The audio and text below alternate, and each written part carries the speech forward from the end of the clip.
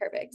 All right. So this is a topic that I feel like should just be brought up every once in a while, every couple of months, every couple of weeks, just as we get new people coming in. And sometimes it's just a reminder. Sometimes I think it's easy to kind of get into like a lull or not really be able to kind of put our best foot forward and make sure that we are getting the most out of coaching. So I'm going to go over just 5 things that I think would be really beneficial as either a refresher or a good way to kind of start off your coaching journey, since I know we have a few people that are new. So how exciting. So the first thing is ask questions to understand, not to be convinced. I see this way too often.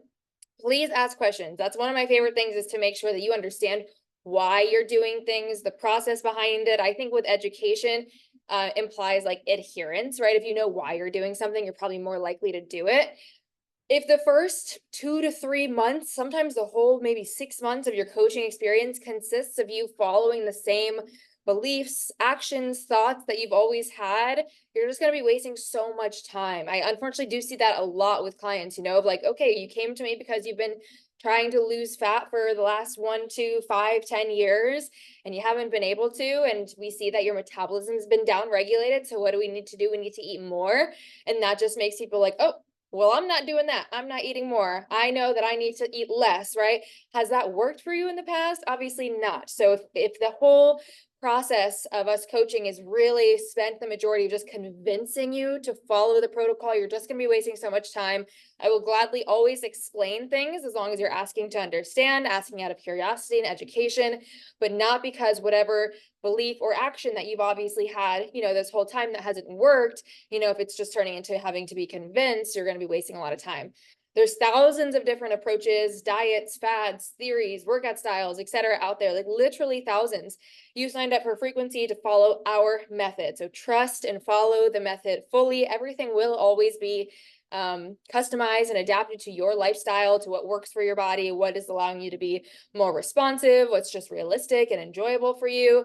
But there really is like a method to the madness. So just trust, even if your whole life you've been told that carbs are bad, or that you need to be eating lower sugar, or that fruits have to whatever. There's so many things.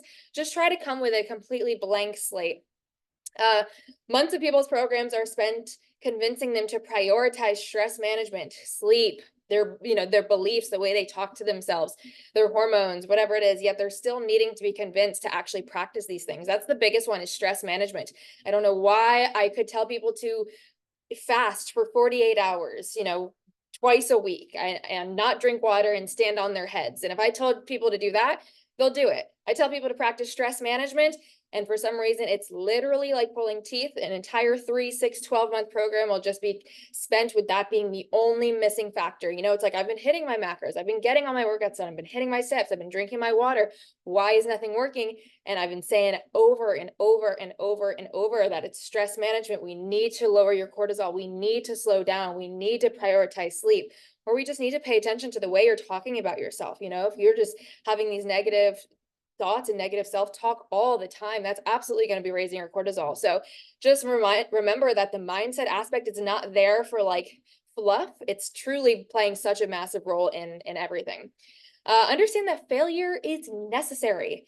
Okay, your check-ins are not a time for performance. You're not getting graded. You're not going to get a gold star if you do everything perfect. It's not a time to try to strive for perfection. What we really want is to see like, where are maybe like the struggles. Your life is going to have ups and downs. You're going to have a week where work is absolutely crazy. You're going to have 2 weeks where you're traveling or you're drinking a lot of alcohol because you got a lot of celebrations. We want those things to happen, right? That's where you get the benefit of a coach. If we're working together for 6 months and every single week, every single thing is perfect, that's awesome. You probably will, maybe get to your results faster, but then you won't really have that benefit of knowing how to navigate the holidays, knowing how to navigate when you have a lot of cravings, or when your PMS symptoms are out of control. So, or when you're just having like a hard mental week, make sure to be open and vulnerable in your check-ins and let me know everything, so that we know how to navigate these things, not how to prevent them, but how to navigate them. You're going to get a lot out of them. Progress is never going to be linear, ever, ever. So just throw that out the window. Your progress pictures are not going to look like an improvement week to week. Throw that out the window. And people who succeed at something are rarely ever have a perfect winning streak, right? Like, I'm sure you've heard the whole thing about like JK Rowling and writing Harry Potter, like you get told a million times no. Same thing for like Dr. Seuss or whatever. Like the path to success is never just going to be like, oh, look at that, I had a, you know, perfect 6-month or 12-month coaching program or whatever. It's going to be like, okay, there's the ups and downs, but when we zoom out, overall the trend, you know, was in a certain direction. Focus on consistency over perfection. I don't care if you hit your macros all 7 days in a row, you know, for a week out of the month, and then the rest of the month was super sporadic. I'd rather you hit your macros 4 or 5 days out of the week over and over and over and over again, or to have, you know, just a couple days where, you know, maybe in the month you missed a workout or you didn't hit your steps. So as we zoom out, what matters is what you're doing most of the time. That's where consistency really matters. Pay attention to your words. This is so important. Avoid using like the I always, or I never, or I'm the kind of person who, or I hear this one a lot, like I know myself. We're in the process of changing your habits, changing your old beliefs. These things are going to need to be let go of, rewritten. Your old habits, these things that you're, you know, strongly identifying with, are probably going to shift and change. So be willing to do that. Release the need for control. Instead, just like be curious. You know, who is this new version that you're stepping into? What does she act like, and how is she showing up? And some of these things might change. So making new decisions will feel unnatural at first, but we're relearning and recreating like who you are. So just try to release that control, release those like old expectations, and, you know, just fully immerse and see kind of what happens. Your words are really a peek into your subconscious. So within your check-ins, give lots of detail on each question. Like, you know, try to avoid just writing a couple words or a couple sentences, because the way that you write things, you know, as a coach, we're trained to be able to kind of like dive deeper into that. So your words say a lot. So give a lot of detail, be open, be vulnerable. Then we'll actually be able to get to the root cause of things rather than, you know, just kind of keeping things surface level. You'll always get a lot better check-in response feedback. Your entire 6 or 12-month program will be so much more custom if you give us a lot of detail. Take accountability, self-accountability. You are the one who is in charge of showing up for your check-ins. I'm not going to be coddling you, babying you, reminding you every single week after week. It's not going to be helpful for you. You're in charge of scheduling your own workouts, booking phone calls, utilizing the education portal, all of that, okay? Reaching out when you need it. Like, you're the one who has to do that, okay? Time management is a skill that only you will be able to improve on. I can absolutely, you know, provide strategies, techniques, you know, suggest certain calendars, time blocking, maybe finding what works best for you, but you're the one who has to, you know, be able to show up for these things. You can have the best workout plan. You can literally have the best workout plan, the most customized meal plan, macros, the most experienced coach. You could literally have a coach, you know, Kim Kardashian's coach, whatever.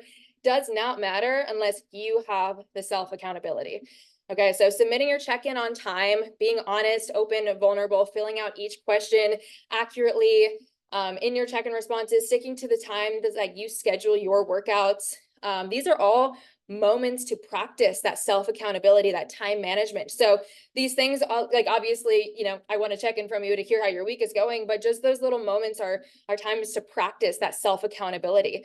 So that after coaching, you don't know, it's not like, oh, I don't know how to do this. This is the benefit of having like an online coach versus an in-person coach. Because if you're only familiar with how to be successful when you have a coach there to meet you, then what happens when, you know, when you don't or whatever. So that's the benefit of online coaching, is you're going to be self-accountable and self-sustainable, you know, to be able to maintain these results without having to kind of rely on somebody all the time. It's up to you to send form videos, to ask questions, send voice memos, take accountability. Literally what you put into this is exactly what you get back. The more you give us, the more we give you, or else we're kind of just filling in the gaps ourselves. Also super important, this last one, understand that it's about you. Other people's progress does not correlate to how your body is going to respond, your metabolism, your dieting history, your hormones, your schedule, your lifestyle.